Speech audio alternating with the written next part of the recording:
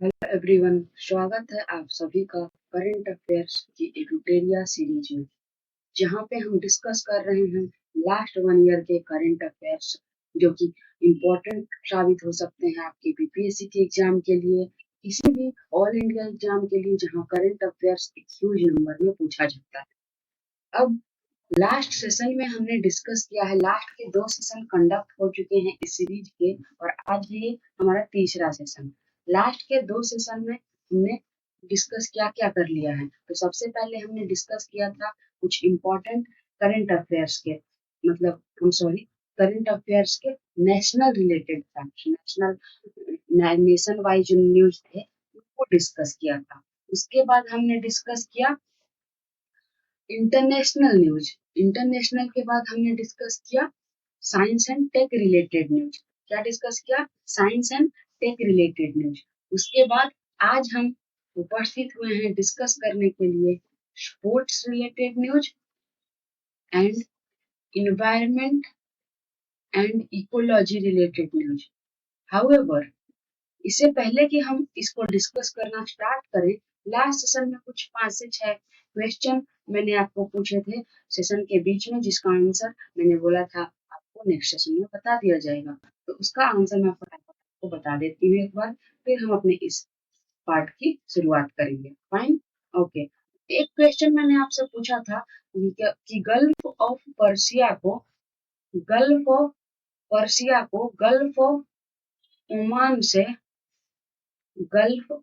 Oman से कौन सी जल संधि, कौन सा स्ट्रेट कनेक्ट करता है? तो दैट्स स्ट्रेट ऑफ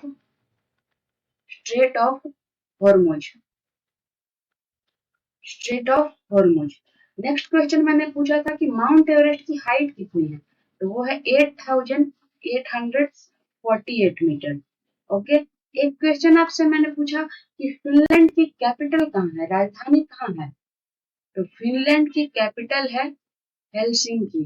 क्या? कैपिटल ऑफ फिनलैंड, जो कि एक नॉर्डिक कंट्री है, जो कि 31st मेंबर नाटो का बन चुका है, उसकी कैपिटल है हेलसिंकी। एक क्वेश्चन मैंने आपसे पूछा था कि एमवी गंगा विलास जो वर्ल्ड की लार्जेस्ट रिवर क्रूज शिप है, वो किस स्थान में, भारत में किस स्थान से किस स्थान के लिए लॉन्च किया गया? तो वो वाराणसी से, उत्तर प्रदेश के वाराणसी से आसाम के डिब्रूगढ़ के लिए लॉन्च किया गया। कहाँ के लिए? आसाम के डिब्रूगढ़ के लिए। You get it? यस। इस जर्नी की टोटल लंबाई कितनी है? 3200 kilometre, around more than 50 days की ये जर्नी है। ओके। और पीएम मोदी ने इस रिवर क्रूज का 2023 में उद्घाटन किया। नाउ नेक्स्ट क्वेश्चन मैंने आपसे क्या पूछा था लास्ट सेशन में? नेक्स्ट क्वेश्चन मैंने आपसे पूछा था कि ईरान की कैपिटल कहाँ है? तो वो तो बहुत ही सिंपल था, most of you must be knowing. Iran की कैपिटल है तेहरान। उसके बाद मैंने आपसे पूछा था कि संघाई कोऑपरेशन ऑर्गेनाइजेशन SCO, संघाई कोऑपरेशन ऑर्गेनाइजेशन, इसमें टोटल नंबर ऑफ मेंबर्स कितने हैं, कितने मेंबर नेशन है? तो वो 9 है। 9th वन जो रिसेंट में ऐड हुआ है वो ईरान है। बाकी के कौन कौन है तो आप नोट कर लें। सबसे पहले तो अपना इंडिया, देन पाकिस्तान, इन दोनों को ऐसे आप पेयर में करके याद रखें, India Pakistan, then Russia China. याद रखने का ट्रिक है कि रशिया चाइना साथ साथ में याद रखेंगे तो याद रखने में आपको आसानी होगी। देन सेंट्रल एशियन कंट्रीज में आ जाएंगे Uzbekistan, Tajikistan, Kazakhstan and Kyrgyzstan. तो ये कितने हो गए? 4, ये 2 2, 8 + 1 9 हो गए। ऑलराइट। नेक्स्ट क्वेश्चन क्या मैंने आपसे पूछा था लास्ट सेशन में? नेक्स्ट क्वेश्चन मैंने आपसे पूछा था कि इसरो के स्टार्ट प्रोग्राम, जो कि स्टार्ट प्रोग्राम क्या है, इसरो का स्टार्ट प्रोग्राम ये लॉन्च किया गया है under graduate and post graduate को स्पेस साइंस एंड टेक्नोलॉजी में ट्रेन करने के लिए। Under graduate and post graduate को स्पेस साइंस एंड टेक्नोलॉजी में ट्रेन करने के लिए ये प्रोग्राम इसरो के द्वारा लॉन्च किया गया था। तो स्टार्ट का एब्रिविएशन क्या है? तो स्टार्ट का एब्रिविएशन है S for space science, T for technology, space science and technology, awareness, A and R for awareness and T for training. So space science and technology awareness training program, awareness training program. I will write it for you. Space science and technology, space science and technology awareness training program। R यहाँ पे awareness का are है, right, यहाँ पे वाला जो R है। Space science and technology awareness training program. ISRO की स्थापना कब हुई थी? तो 15 अगस्त 1969 को। करंट चीफ कौन है? आप ये हमको बताइए, क्वेश्चन से क्वेश्चन, करंट चीफ आप ये कमेंट सेक्शन में बताएंगे इसरो के current chief. Fine. Next question, current chief of Indian army कौन है? Current chief of Indian army है जनरल मनोज पांडे, जनरल मनोज पांडे। उसके बाद एक क्वेश्चन मैंने आपसे पूछा था कि खय्यम नाम का एक सैटेलाइट है, हाई रिजोल्यूशन इमेजिंग सैटेलाइट है, ये किस देश से रिलेटेड है? तो ये ईरान से रिलेटेड है। Then I had asked you कि नासा जो कि यूएस की बहुत ही एक रिनाउंड इंस्टीट्यूशन है स्पेस टेक्नोलॉजी में, उसका फुल फॉर्म क्या है? तो all of you must be knowing, इसका फुल फॉर्म है नेशनल एरोनॉटिक्स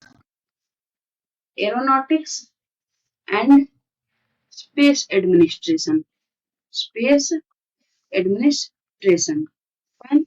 ये हो गए लास्ट सेशन के सारे क्वेश्चन जिसके आंसर मैंने आपसे पूछे थे। अगर आपको इनका आंसर पहले से मालूम था तो बहुत अच्छी बात है, अगर नहीं मालूम था तो इसको जरूर से जरूर अपने नोट्स में लिख लें, इसको याद कर लें। फाइन। अब हम लोग स्टार्ट करते हैं अपने स्पोर्ट्स के करंट अफेयर्स से, जो कि आज हम डिस्कस करने वाले हैं, right. Okay, so the very first question in sports section is the world's first franchise-based chess league, Global Chess League 2023 कौन से कंट्री में कंडक्ट किया गया है? ऑलरेडी ये हो चुका है। तो in Dubai, United Arab Emirates में जो सिचुएटेड है, दुबई में। ये ग्लोबल चेस लीग क्या है? तो global chess league first franchise based chess league है जिसको ओन किया जाता है joint venture of tech Mahindra और वर्ल्ड चेस फेडरेशन जो कि फीडे है, इन दोनों के ज्वाइंट वेंचर के द्वारा। और ये फर्स्ट एडिशन है ऐसे चेस लीग का अक्रॉस द वर्ल्ड। एंड ये अभी कंडक्ट हुआ है लास्ट मंथ ही। और इसमें विनर कौन रहा है और रनर अप कौन रहा है? रनर अप कौन रहा है, ये आप मुझे कमेंट सेक्शन में बताएंगे। हालांकि कुछ बेसिक इंफॉर्मेशन फिडे के बारे में मैं आपको बता देती हूँ, जो वर्ल्ड चेस फेडरेशन ऑर्गेनाइजेशन है। इसका हेडक्वार्टर मुख्यालय है लोसाने, स्विट्जरलैंड में। इसके करंट चेयरपर्सन है अर्काडी डोरकोविच। इसके वाइस चेयरपर्सन जो कि लास्ट ईयर इलेक्ट हुए थे वो हैं विश्वनाथन आनंद जो कि first grand master of India बने थे, very famous player of chess. Fine. Chess से रिलेटेड एक और चीज आपको याद रखनी है। आर प्रगनंदा बहुत ही उभरते हुए चेस के खिलाड़ी जो कि जस्ट 17 इयर्स के हैं। रिसेंट में उन्होंने हंगरी में हो रहे एक वर्ल्ड लेवल के चेस चैंपियनशिप को जीत लिया है।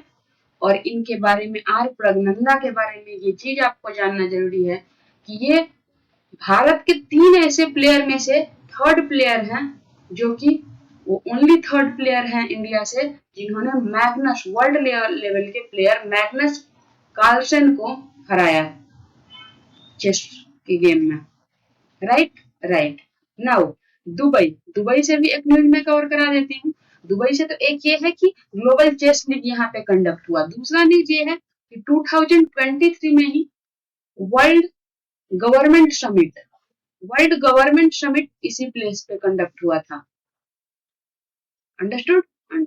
Now who became the first Asian to complete the golden globe race? पहला एशियन कौन बना है जिसने गोल्डन ग्लोब रेस को कंप्लीट किया है? तो वो है Abhilash Tomy. Next one is who became the first women to officiate a full member T20 match for men? तो ये कौन बनी है? किम कॉटन ऐसी फर्स्ट महिला बनी है जिन्होंने full member T20 match man के लिए ये ऑफिशिएट किया है। क्या नाम है इनका? किम cotton. Fine. Who became the first batsman to score 7,000 runs in the history of IPL? IPL की हिस्ट्री में फर्स्ट बैट्समैन कौन बने हैं जो कि 7,000 रन स्कोर कर चुके हैं? कितना? 7,000 रन स्कोर कर चुके हैं। तो वो none other than Virat Kohli. Right now IPL का जब चर्चा हुआ है तो आईपीएल से रिलेटेड कुछ सर्टेन इंपॉर्टेंट फैक्ट्स। 2023 में आईपीएल का 16th एडिशन कंडक्ट हुआ। कौन सा? 16th addition. इसकी ऑफिशियल टाइटल स्पॉन्सर टाटा। इसके विनर और रनर अप कौन बने? तो winner Chennai super Kings, 5th time ये जीत चुकी है आईपीएल चेन्नई सुपर किंग्स। और रनर अप बनी है गुजरात टाइटंस, जो कि टीम लास्ट ईयर ही ये फॉर्म हुई थी, पहले ये टीम नहीं थी। गुजरात टाइटंस रनर अप है। ऑरेंज कप कौन जीता? शुभमन गिल, वेरी फेमस शुभमन गिल, जिन्होंने आईपीएल की हिस्ट्री में, सॉरी ओडीआई की हिस्ट्री में रिकॉर्ड दर्ज किया था वनडे इंटरनेशनल की हिस्ट्री में। ये यंगेस्ट प्लेयर बने थे, youngest cricketer to score double century. तो आप ये बताएं कि फास्टेस्ट ओडीआई की हिस्ट्री में fastest cricketer to score double century कौन है? तो वो पहले क्रिस गेल थे, लेकिन उनको ओवरटेक करते हुए बन गए हैं ईशान किशन। क्रिस गेल ने 138 बॉल्स में लगाए थे डबल सेंचुरी और ईशान किशन ने लगाए हैं मात्र 126 बॉल्स में। ये रिकॉर्ड बनाया है ईशान किशन ने। ये इंडियन क्रिकेटर है। Right now next question in the series is which bowler took the most wickets in the history of IPL? IPL की हिस्ट्री में most wicket किसने लिया? तो वो है युजवेंद्र चहल। याद रखिए, सारे इंपॉर्टेंट बन रहे हैं।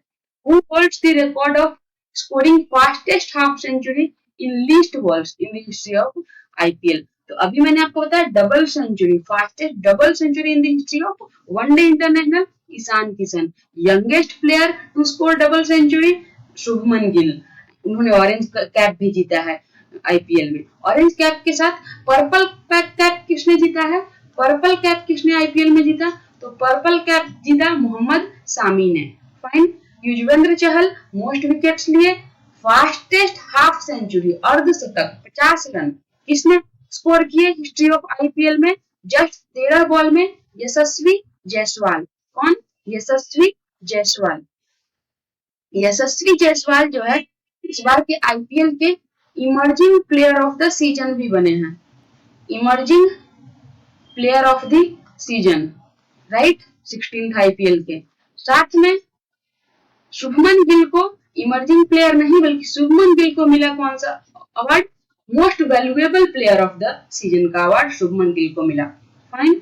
Who became the fastest player to score 5,000 runs in one-day international format? तो वो है बाबर आजम, पाकिस्तानी क्रिकेटर हैं। Fine. Who has become the first team in the world to win all the ICIC titles? ऐसा कौन सा टीम बना है पूरे दुनिया में जो कि सारे फॉर्मेट आईसीआईसी टाइटल्स की सारे फॉर्मेट्स को जीत चुका है? तो वो पहला कंट्री बना है, पहला कंट्री जिसका टीम है वो है Australia. Who became the number 1 player of the world in javelin throw ranking? javelin throw ranking में नंबर 1 प्लेयर कौन बन चुका है? तो नीरज चोपड़ा। नीरज चोपड़ा से एक खास बात ये है कि टोक्यो ओलंपिक्स में इन्होंने गोल्ड जीत के लाया था, भारत का पहला गोल्ड ओलंपिक गेम में गोल्ड जीत के लाया था 2021 में। और किस तारीख को लाया था? तो वो बहुत इंपॉर्टेंट है, 7 अगस्त 2021 को। 7 अगस्त 2021 को चूंकि उन्होंने जीत के लाया था, हिस्ट्री क्रिएट करी थी, इसलिए 7 अगस्त को अब मनाया जाता है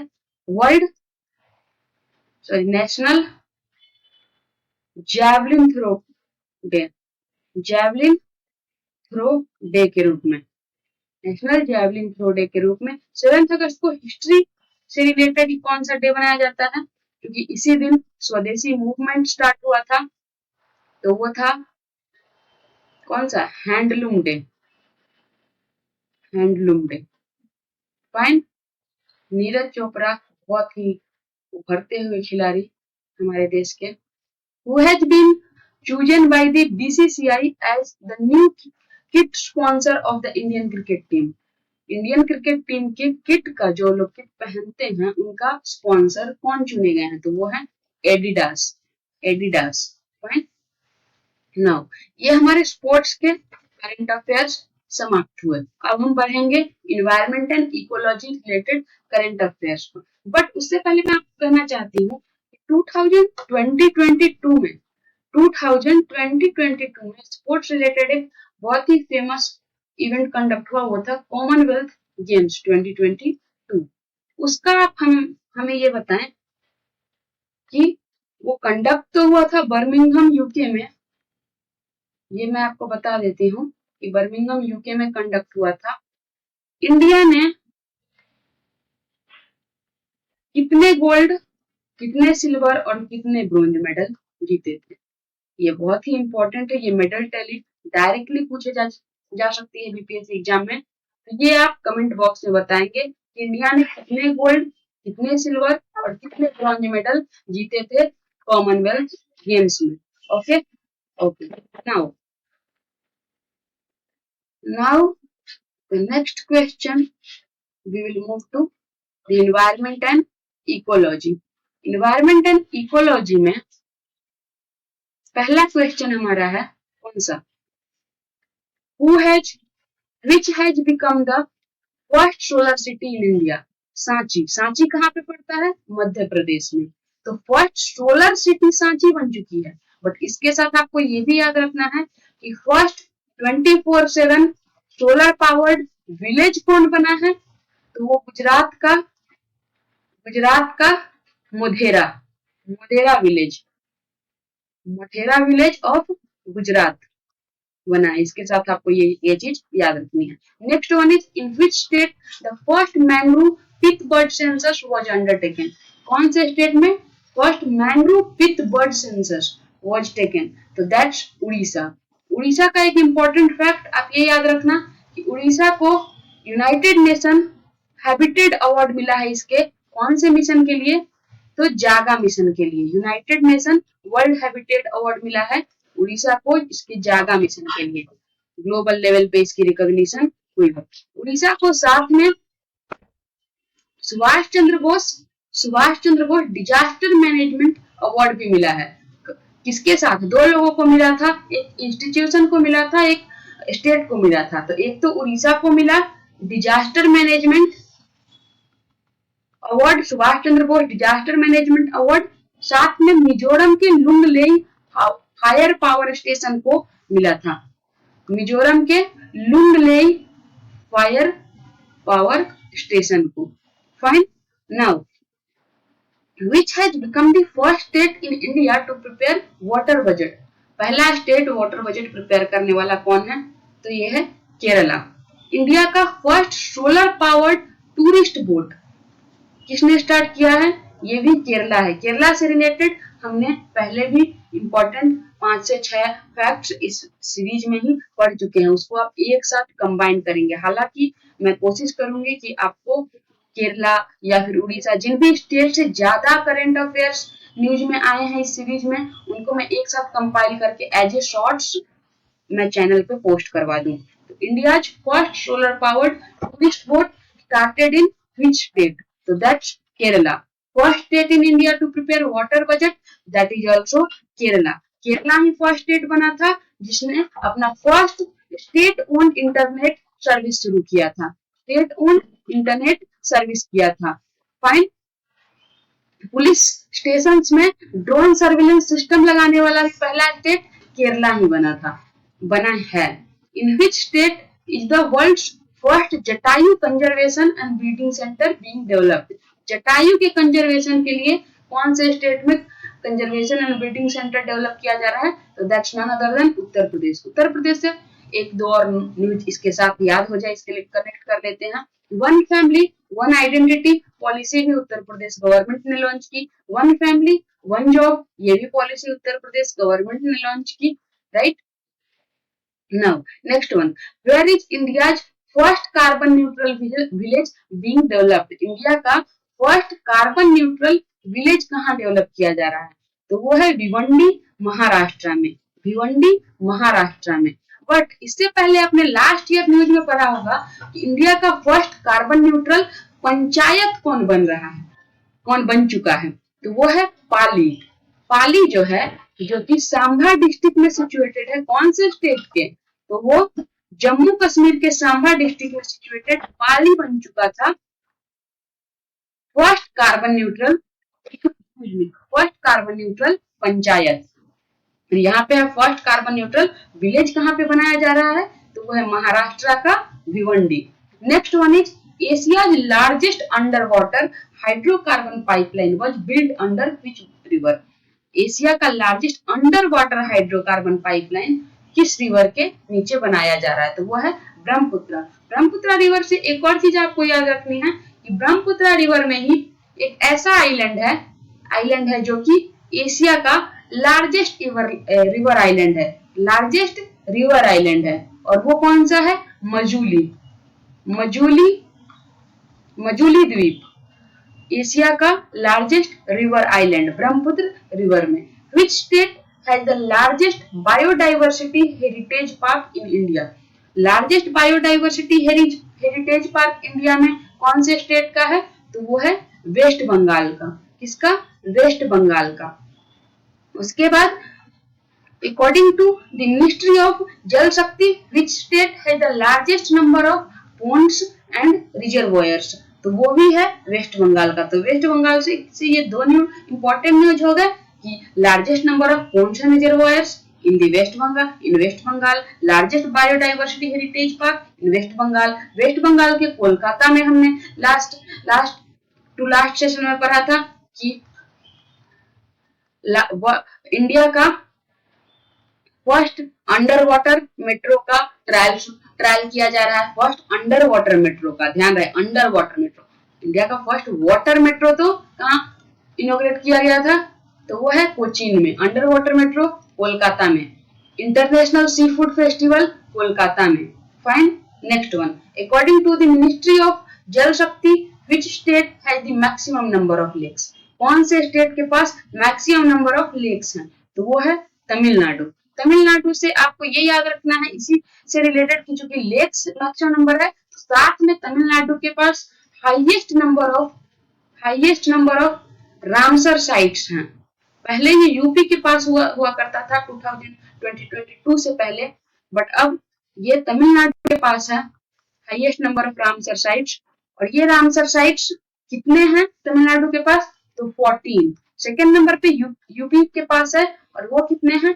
10। चूंकि रामसर साइट की चर्चा हुई है और ये हमारा लास्ट क्वेश्चन है इस सीरीज आज के सेशन में, तो रामसर साइट के बारे में कुछ इंपॉर्टेंट फैक्ट्स मैं आपको बता देती हूँ।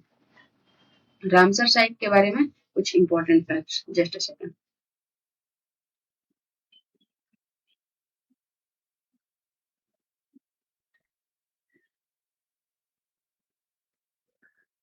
just second. Yes. So Ramsar